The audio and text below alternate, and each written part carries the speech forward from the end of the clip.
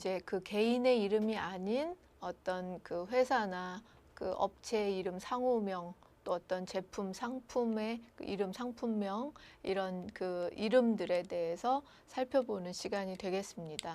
그래서 이제 이 상호명이나 상품명은 그 사람의 이름하고는 좀 다른 부분이죠. 사람의 이름과는 이제 다른 장명 형식이 되는 부분이어서요. 또 그 사람의 개인의 이름을 지을 때와는 또 좀 다른 그 시각이나 다른 관점들이 좀 필요합니다. 그렇지만 이제 일반적으로 어쨌든 이름을 만든다는 측면에서는 우리가 앞에서 그 사람의 개인의 이름을 지을 때 쭉 배워왔던 장명 이론을 어느 정도 충분히 적용해 볼 수가 있고, 그 길한 좋은 이름, 좋은 기운이 발생되게 이름을 만들어야 되고, 그 발생된 이름이 그 이름을 쓸 당사자에게 도움이 돼야 한다는 이 전제는 동일하게 적용이 됩니다. 그래서 어떤 회사명이나 이런 것이 일단은 그 이름에서 좋은 기운이 발산이 돼야 되고, 그 기운이 그 이름을 쓰는 회사하고 잘 맞아야 되죠. 예. 또 어떤 개인 점포, 조그만 점포라도 그 가게의 이름이 그 가게하고 잘 맞아야 돼요. 그 가게의 특성이나 이런 것들하고도 맞아야 되고, 또 그 가게를 잘 운영하는 그 주된 운영자, 사장님하고 맞아야 되죠. 그래야 이 기운들이 상호 조화를 이루어서 더 좋은 시너지 효과를 내는 것처럼, 이렇게 이제 아무리 그 사람 이름과 다른 상호명이나 제품의 이름이라 할지라도 어쨌든 그 장명 우리 성명학에서의 기본적인 제일 전제 조건이라 할 수 있는 좋은 이름, 길한 기운이 나오는 이름으로 장명을 해야 된다 하는 그 전제는 마찬가지로 적용이 되겠죠. 거기에다 더불어서 이제 이 상호명이나 상품명을 지을 때는 그냥 우리 장명 이론에 관한 지식이나 동양학적인 사고방식이나 이런 것들에 더해서 그야말로 이제 이런 경제적인 거, 저런 상품이나 기업이나 경제 관련 상식이나 또는 어떤 다른 기업, 정보, 마케팅 분야의 어떤 지식이나 정보, 이런 것들도 상당히 많이 필요하고 활용할 수 있어야 됩니다. 그러니까 단순히 그냥 장명 기법에 맞추어서 이게 무슨 호행이 나오니까 무슨 호행의 이름이니까 좋다라고 끝낼 것이 아니라 그 이름을 사용할 그런 그 실제적인 기업이든 점포든 어떤 상품이든 간에 그 실제적인 경제적인 상황, 또 경제적인 지식, 또 그 상호에 관한 어떤 그런 경제 경영적인 그런 분야에서의 그런 지식들도 다 활용을 해서 복합적으로 지을 수 있어야 된다 하는 점이 좀 특색이고 다른 점이고요. 또한 이제 이런 상품명 같은 경우는 그 제품의 정말 그 소비자들이 선택할 수 있는 이름이었기 때문에 어떻게 하면 그 소비자들의 구매 욕구를 더 끌어내느냐 하는 그런 분야의 경제적인 측면 그런 쪽에서 나온 그런 내용들, 연구 정보들 이런 것들도 다 활용을 해야 되고요. 또는 소비자 심리학에서 나온 그런 그 지식들, 연구 결과랄지 이런 것들도 다 활용을 해서 이름을 지을 수 있어야 됩니다.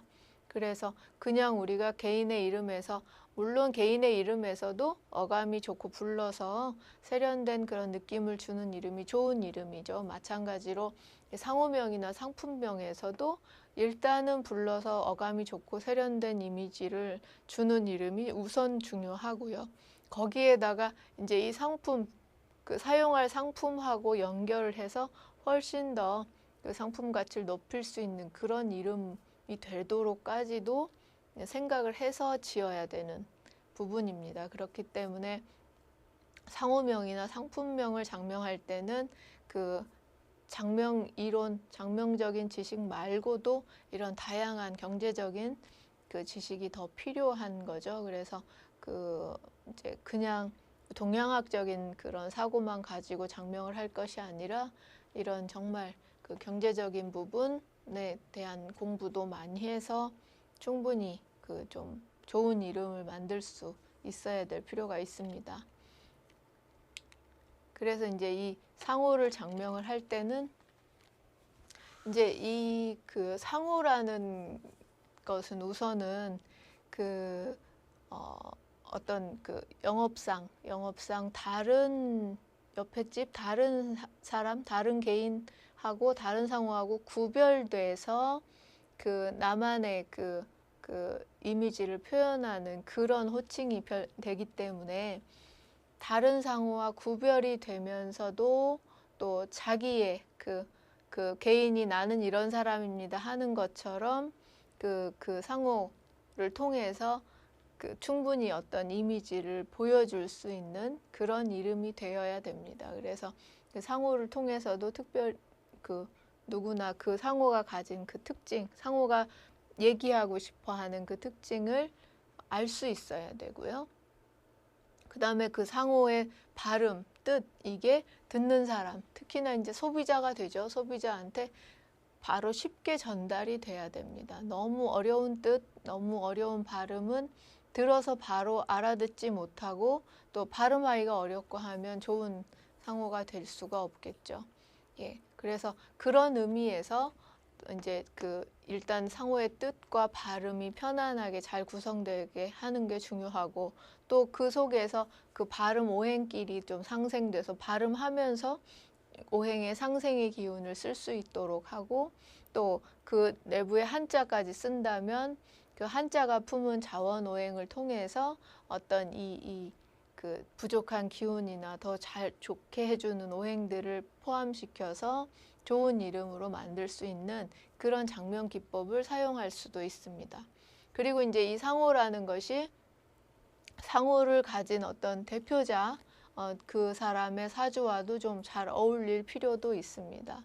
특히나 이제 이제 이 상호를 쓰는 그 업체 규모가 작을수록 그 대표, 그 사장의 역할이 굉장히 크고 사장의 영향력이 크기 때문에 아니면 거의 뭐 이제 직원 한두 명 놓고 쓰는 점포랄지 이러면은 그 이제 대표자의 영향력이 굉장히 큰 부분이기 때문에 그럴 때는 비록 가게 이름이지만 그 상호가 그걸 주되게 쓰는 그 대표자의 사주와 잘 맞아 떨어지는 것도 중요합니다. 그렇기 때문에 그런 이제 일반적으로 개인이 자영업을 하는 분들이 상호 의뢰를 많이 하는데요. 그럴 때는 이제 그 사장님의 사주도 봐서 이 상호하고의 연관성도 좀 살펴봐야 되고, 물론 이제 우선은 상호가 그 가게의 특성이나 이런 것들 잘 보여주는지 그게 우선이고, 거기에다 더불어서 그 상호에서 나오는 기운이 그 주되게 쓰는 그 대표자의 사주하고도 잘 어울려서 더 길한 기운이 발생할 수 있어야 하는 것도 중요합니다. 그 다음에 이제 상호에 어찌됐든 그 어떤 내가 표현하고 싶어 하는 또는 그 업체에서 지향하는 목표나 이미지가 좀 나오는 그런 글자를 단어, 의미가 들어있는 용어를 쓰면 되고요. 거기에다가 또 그 상호가 좀 그 업종의 종류가 좀 나타나도록 이렇게 지어주는 것도 중요하지요. 예, 그래서 그 대략 상호만 들어도 아, 거기가 뭐 하는 가게구나라고 알 수 있게끔 짓는 것도 이제 필요합니다. 물론 이제 이것이 반드시 요즘에 이제 그 상호들의 장명을 보면은 일부러 좀 모호하게 일부러 여기가 뭐 하는 가게인가 잘 모르게끔 뭐 짓는다는 그런 이제 주장들도 있는데요. 그래도 어찌됐든 상호라는 것이 소비자에게 가장 먼저 쉽게 전달이 돼야 된다는 점이 중요한 점인 거를 감안을 하면 어떤 상호를 딱 들었을 때 아, 그 집이 뭐 파는 집이구나. 아, 그 집이 뭐 음식점이구나. 뭐 이런 거는 바로 알 수 있게끔 그 업종의 표시가 드러날 수 있는 그런 상호가 좋다고 볼 수가 있습니다. 그래서 이런 이제 상호를 지을 때 여러 가지 것들을 생각을 해봐야 되죠. 그래서 이제 어떤 상호명을 하나 지은 예를 든다면 이제 좀 이 작은 소규모의 업체고 인테리어 업체인데 이제 그 사장님이 이제 직원 1명 정도 두고 하는 조그만한 그런 업체이고 이제 주로 이 대표자가 직접적으로 자기가 일을 실제로 뛰는 분이죠. 예, 그런 이제 개인 자영업이라 할 수 있는데 이제 그분이 이제 그 이런 자기 가게의 이름을 이제 지으려고 할 때 우선은 이제 그 업종이 무엇인지 그 인테리어 사업하는 그 업종을 파악을 해야 되고요. 그 다음에 이제 이렇게 소규모고 대표자가 직접 자기가 일하는 그런 분이고 자기가 영업도 하고 자기가 실제로 가서 일도 하고 하는 사람이기 때문에 무엇보다도 그 가게의 중요한 그 역할을 하는 사람이라서 더욱더 그 대표자의 사주를 분석을 해서 대표자의 사주에 뭐가 더 좀 들어가면 어떤 오행을 더 써주면 좋겠느냐 하는 것을 판단해 볼 수가 있죠. 그리고 이제 그 대표자가 지닌 어떤 그 이미지, 느낌 또는 이제 그 가게 이 이름을 쓸 사람이 어떤 표현하고 싶어 하는 그런 이미지가 있는지 그런 것들도 이름에 적용해 볼 수가 있고요. 그래서 이 경우는 이제 이 대표자의 사주에 필요한 오행을 목화로 구분을 했고 또 이제 이 목화 성향이 그 사람이 실제로 하는 업종 그 주로 이제 그 나무를 많이 다루고 가정집에 인테리어 이렇게 베란다 고쳐주고 뭐 하고 하는 그런 이제 가게이기 때문에 예, 그런 성향하고도 맞다고 볼 수가 있고요. 또 이제 이 대표자가 좀 경상도 사람이면서 그 이제 별명이 이제 경상도 촌놈이라고 불린다고 해요. 그리고 이제 굉장히 그 시원시원하고 하는 그런 이제 경상도 아저씨의 그 이미지를 가지고 있는 인물이었습니다. 그리고 이제 그런 자기 이미지 때문에 이제 그 소비자들에게도 많이 호감을 받는다고 하고요. 그래서 이제 그런 이미지를 이제 채택을 해서 이제 그런 이미지를 상호에 넣어주려고 하는 그런 경우죠. 그래서 이제 이 경상도 이런 이미지도 들어가면서 또는 이제 이 사람 그 자기가 생각할 때 이제 자기를 좀 나타내는 것이 이제 경상도 뭐 요런 것이 자기를 대표하는 그런 이미지라고 생각을 해서 그런 거를 부각시키는 이름으로 지은 경우입니다. 그래서 이제 경남이라는 상호를 대신에 이제 경남 인테리어 뭐 이렇게 되겠죠. 그렇게 지었을 때 이제 발음 오행으로도 경남하면 목화가 돼서 내가 넣어주려고 했던 오행과 맞고요. 각 글자의 자원 오행을 봐도 또 이제 그 필요한 오행 속에 속하고 그래서 오행의 구조가 좋고 그 다음에 이제 이 획수를 봤을 때 이 전체 획수를 다 더해서 나오는 총 획수가 24획으로 그 81수리에서 찾아보면 이제 입신격으로 길수에 해당이 됩니다. 그래서 이 한자에서 나오는 수리 이 영향력도 좋다고 볼 수가 있고 이 뜻은 이제 경사경자니까 항상 경사가 생기고 이 따뜻함을 느낄 수 있는 그런 가게가 된다라고 그런 의미를 해석할 수가 있고요. 그래서 이제 이런 식으로 그 장명 이론을 좀 적용을 해서 그 대표자에게 필요한 오행 또 이제 이 업종하고도 맞는 오행 이런 것들을 감안을 해서 이름에 넣어주는 경우고요. 한자를 같이 쓰는 경우여서 이제 획수로 인한 어떤 길수가 돼서 길한 기운이 발생하도록 그렇게 만든 경우고요. 그래서 이제 이렇게 간단하게 어떤 그 소규모 업체의 그런 상호명을 지어볼 수 있습니다. 근데 이제 이 상호명도 굉장히 여러 가지 종류를 또 다시 나눠볼 수가 있어요. 그러니까 상호명을 어떤 문자로 하느냐에 따라서 이제 종류가 좀 달라지죠. 앞에 살펴본 얘는 그냥 한글 있고 그다음에 한자 뜻이 들어가는 그런 상호였는데 이제 우리가 이제 지금 쓰는 상호명들을 보면은 일단은 외국어 상호가 굉장히 많죠. 외국어로 된 상호가 많고 또 뭐 순한글 이름으로 된 상호도 있고 또는 그냥 평범하게는 그냥 이렇게 한자 병용되는 그런 상호들도 많고요. 그래서 이 상호명 그 어떤 문자를 쓰느냐에 따라서도 또 상호명의 종류들이 나뉩니다. 근데 이제 이 상호명은 우선은 법 조항에, 그러니까 그 상법 총칙에 보면은 이 상호에 관한 법 조항이 있습니다. 거기에서 이제 상호는 일단은 이 글자로 돼 있어야 된다, 문자로 돼 있어야 된다는 조항이 있고요. 그래서 기호나 그림으로는 상호가 될 수가 없고, 그다음에 이제 외국어로 된 상호인 경우에는 반드시 그거를 이제 한글로 또는 한자로 표기할 수 있어야 되고 발음할 수 있어야 이제 그것을 이제 이 등기를 할 수가 있게끔 그렇게 법 조항이 되어 있어요. 그래서 외국어로 상호를 짓는다고 해도 그걸 다시 우리 발음으로 한글로 써서 이제 그게 상호가 되는 경우죠. 그래서 이제 그 외국어로 상호를 짓는다 해도 그 어쨌든 한글로 발음이 되고 한글로 표기를 할 수도 있기 때문에 그 점도 생각을 해서 장명을 해야 한다는 점도 좀 주의해 두어야 될 부분이고요. 그래서 이제 요즘은 그 갈수록 외국어 상호가 많아지죠. 점점 더 많아져서 이제 그 외국어 상호가 너무 많은 편인데, 어찌됐든 이제 이런 외국어로 된 그 외국 문자를 사용한 그런 이제 상호들이 많아지고 있습니다. 그러면서 외국 문자, 외국어로 어떤 뜻을 가져서 그거를 썼지만 어쨌든 그 한글과 병용해서 해야 이제 상호로 등록이 되니까요.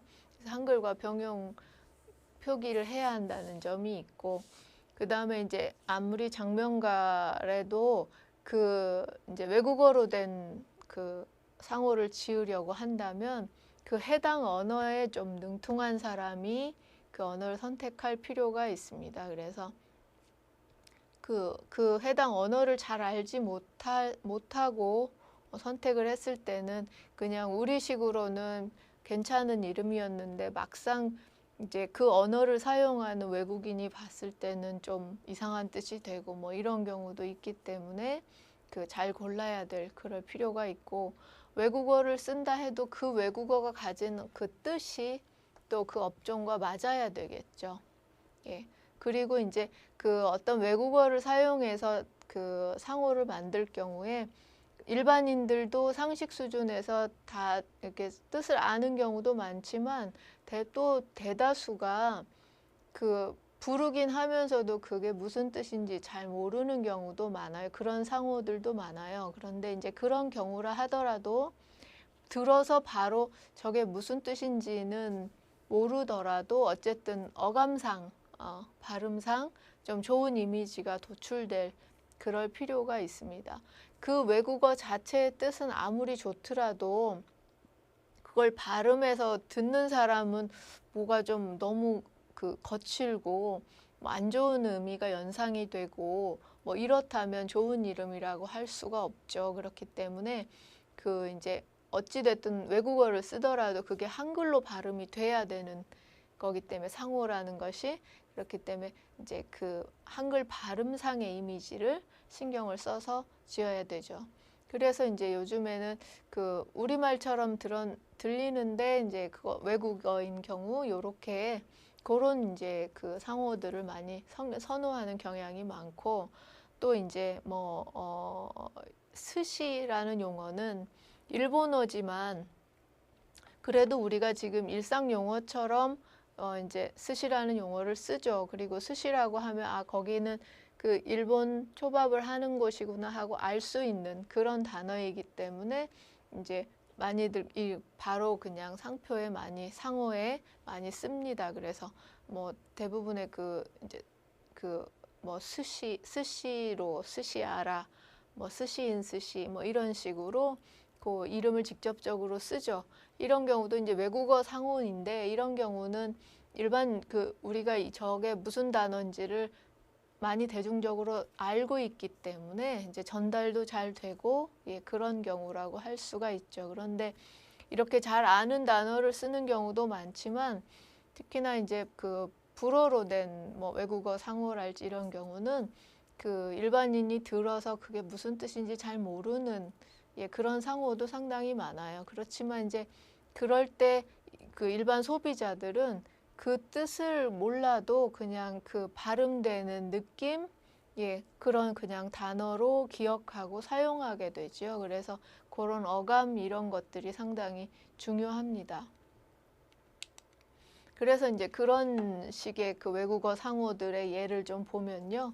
많이들 우리 보는 상호들인데, 뭐, 뚜레쥬르, 이제 이 원래의 뜻은 이제 매일매일이란 의미로 그 매일매일 신성한 빵을 제공하겠다는 그 뜻을 담아서 이제 프랑스어로 지은 이름인데, 우리가 이 설명을 안 보고 그냥 뚜레쥬르라고 일반인들에게 이렇게 얘기를 할 때는 이제 그렇게 많지 않죠. 뚜레쥬르라는 뜻이 매일매일이구나라고 바로 알아듣는 사람들이 그렇게 많지는 않죠. 그렇지만 일반 소비자들은 뭐 이 뜻이 매일매일인지 몰라도 상관없는 거죠. 그냥 뚜레쥬르라고 우리식으로 그 단어를 기억하고 사용하게 됩니다. 그래서 이 표기가 없더라도 뒤에 영문 표기가 없더라도 그냥 이렇게 뚜레쥬르 해서 그냥 이 한글 발음의 이미지 이런 것들로 이제 영향을 주는 예라고 할 수가 있죠.